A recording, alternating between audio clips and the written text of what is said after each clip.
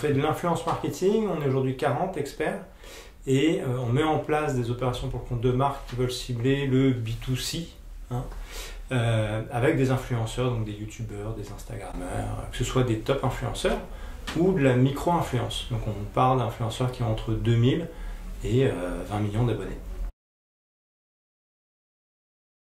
Une professionnalisation des influenceurs, une professionnalisation aussi de ce qu'attendent les marques qui sont vraiment beaucoup plus exigeantes qu'avant, qui nous demandent beaucoup de travail aujourd'hui, de vérifier la véracité des profils. Est-ce que cet influenceur a acheté des likes? Est-ce que c'est un vrai influenceur? Est-ce que cet influenceur a fait des choses, des pratiques qui avant n'étaient pas forcément les bonnes, a eu des propos qui n'étaient pas forcément les bons? Ils nous demandent de vérifier tout ça pour avoir des influenceurs qui sont des vrais influenceurs, qui parlent vraiment à leur communauté et qui vont pouvoir représenter la marque de la meilleure façon possible.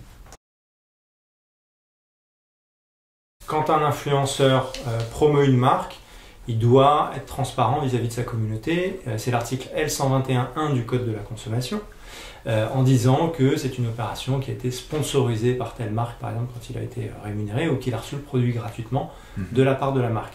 Aujourd'hui, quand on demande aux influenceurs, est-ce que vous mentionnez à votre communauté quand vous avez bénéficié de ce type d'avantage, ils disent oui à 94%. Après, il faut le vérifier. Nous, on sait que chaque fois qu'on fait une opération avec des influenceurs, c'est le premier point du brief de dire que l'influenceur a fait cette collaboration en partenariat avec telle ou telle marque. Et si jamais l'influenceur le refuse, un, il risque pénalement des sanctions, et puis deux, on ne travaillera pas avec lui. Dropshipping, on va dire, c'est plus une arnaque commerciale qui n'est pas très éthique.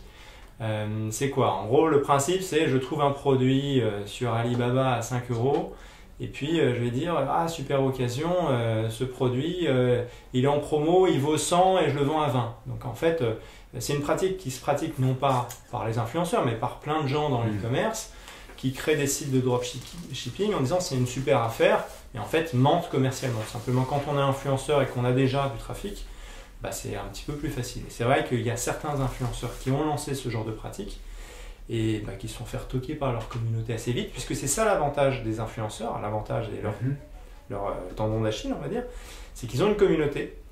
Et donc, si jamais ils leur mentent, ici la branche sur laquelle ils sont, et l'influenceur arrête assez vite son activité.